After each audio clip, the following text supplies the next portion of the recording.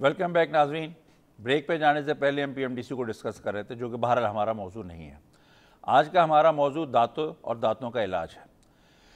Doctor صاحب، P M D C کیا کرتی ہے کیا نہیں کرتی ہے، یہ بالکل ہمارا مسئلہ نہیں ہے. نہ ہم اس مسئلے میں پڑھنا چاہتے ہیں، نہ ہم اس میں دیکھنا چاہتے ہیں. ہمارا مقصد یہ ہے کہ ایک عام آدمی جو اس معاشرے کا ایک فرد ہے، اس کو پراپر طبی سہولتیں میسر ہونا چاہیے under the supervision of those organization جو کہ پی ایم اے یا پی ایم ڈی سی یا گورنمنٹ یا ہیلتھ منسٹری کہلاتی ہیں. ان سب کی یہ مشترکہ ذمہ داری ہے. میں یہ سمجھتا ہوں کوئی شخص بری ذمہ نہیں ہے. میں بھی اس میں شامل ہوں اور آپ بھی اس میں شامل ہیں. بالکل ٹھیک بات ہے، آئی ایگری. لیکن دیکھیں، یہ مین جو ذمہ داری حکومت کی ذمہ داری ہوتی ہے، جس میں ہیلتھ اور ایجوکیشن دونوں شامل ہیں. اگر حکومت اپنا کام ٹھیک سے نہیں کرتی ہے تو انفارچونیٹلی پرائیویٹ سیکٹر آگے آتا ہے. جب اتنا بڑا ویکیوم آپ چھوڑ دیں گے، ہماری عوام جو ہے 90% غریب عوام ہے. اب یہ غریب عوام کس کے پاس جائے گی؟ اگر ہم آج یہ آپ سوچئے کہ ان کلینکس کو بند کر دیں، یہ لوگ جائیں گے کدھر؟ میں آپ سے پوچھتا ہوں کدھر جائیں گے؟ سرکاری اسپتالوں میں بنائیں نا، سرکاری اسپتالوں میں بنا کے ڈپارٹمنٹ بنائیں، وہاں اچھے لوگ جائیں جو پرائیویٹ سیکٹر میں نوکریاں کر رہے ہیں یا پرائیویٹ سیکٹر میں اپنا کاروبار کر رہے ہیں، وہ اس میں سے کچھ حصہ وہاں پہ بھی کنٹریبیوٹ کریں. دیکھیے، کراچی کی آبادی کو 1.5 کروڑ کی آبادی ہے. ہمارے جو پبلک سیکٹر ہاسپٹل ہیں جس میں ڈینٹسٹری ہوتی ہے وہ 3-4 ہیں جس میں پراپر ڈینٹسٹری ہوتی ہے. تو 3-4 ہسپتال کو 1.5 کروڑ کی آبادی کو سرو ہی نہیں کر سکتے.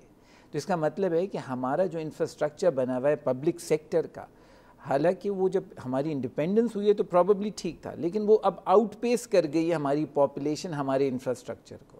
ہم نے اپنے انفراسٹرکچر پہ دھیان ہی نہیں دیا. ہم نے سوچا ہی نہیں کہ ہماری پاپولیشن نے 1947 کے بعد ملٹیپلائی بھی ہونی ہے. 50 سال کے بعد اب وہ پاپولیشن کو 10 times because of the birth rate and because of the migration to Karachi. اگر ہم کراچی کی ایگزامپل لے لیں تو کسی نے سوچا ہی نہیں، فکر ہی نہیں کی. جب آپ سوچیے، دیکھیں، کوئی فکر نہیں کریں گے نا تو کوئی ایک باڈی کچھ نہیں کر سکتی. ہمیں تو یہ قوم کے طور پہ سوچنا چاہیے، ایک لائن ڈرا کرنی چاہیے اور یہ بتانا چاہیے کہ یہ ہمارا پاتھ ہے، اس طرح ہمیں چلنا چاہیے. ہمیں لے کے چلنے والا کوئی نہیں ہے. ہمیں مسئلہ یہ ہے. ڈاکٹر صاحب، آپ شروع کریں، آپ آگے بڑھیں، آپ ایک اسٹیپ آؤٹ کریں. آپ یہ کہیں کہ نہیں میں نہیں ہونے دوں گا. ہم آپ کو کوشش کریں گے تعاون کرنے کی، لیکن کہیں سے آواز احتجاج تو بلند ہو.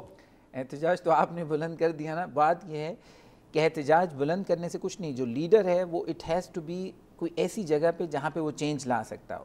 ہم لوگ تو جیسے پرائیویٹ سیکٹر میں اگر کام کرتے ہیں تو پرائیویٹ سیکٹر کے کام کرنے والے لوگ گورنمنٹ کو نہیں انفلوئنس کر سکتے.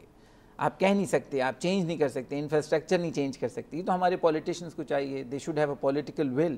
جب وہ ایجنڈاز اپنے بنائیں پولیٹیکل پارٹیز کا، تو یہ بھی ون آف دی ایجنڈا ہونا چاہیے، یہ بھی آبجیکٹیو ہونا چاہیے ان کا کہ بھئی دانتوں جو آپ نے شروع میں کہا رائٹلی کہ WHO نے منہ کی کیئر کو جسمانی کیئر کے ساتھ منسلک کر دیا. انہوں نے کہا جی جسمانی صحت نہیں لے سکتے آپ جب تک کہ منہ کی صحت نہیں ہوگی.